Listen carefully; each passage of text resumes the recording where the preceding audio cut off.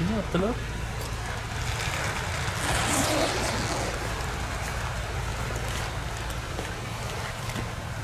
Kaçar mı?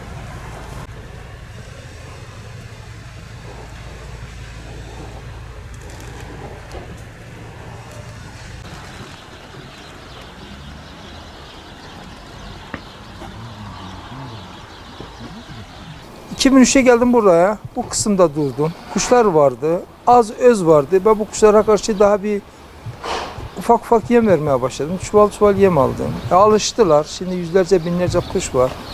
Bu kuşların bakıma ihtiyacı var. Vatandaşın vermiş olduğu destek Allah razı olsun veriyorlar. İmkansız bir şekilde yine veriyorlar. Ama tabii ki bakıma ihtiyaçları var. Misal buradaki olan kuşlar yazın 200-300 tane varsa kışın 5000 tane, 4000 tane kuş oluyor. Vatandaşın verdiği buğday bazen yetmiyor. Buna yem yetmiyor. Yardım ihtiyacı çoktur. Yazın ise suluk için ben çok söyledim. Misal genetik olarak buradaki sorumlulara söyledim. Dedim bu parkın içinde ufak bir gider hazırlayın. Bunların yıkanması lazım. Ben kendim leğen bırakıyorum. Bidon bırakıyorum. Sabah geliyorum, hurdacılar götürmüş. Mesela ben 35 yıldır bu hizmeti yapıyorum.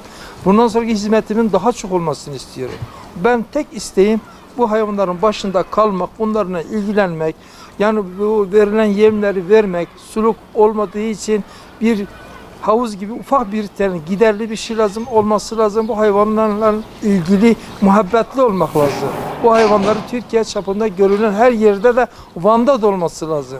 Gelip görmeleri lazım. Bu sevgiyi tatmak lazım. Aileler çarşıya çıkıyor, çocukları parklara götürüyor.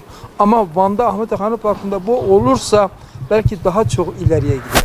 Belki Türkiye çapında da tanınacak bir yer olabilir burası.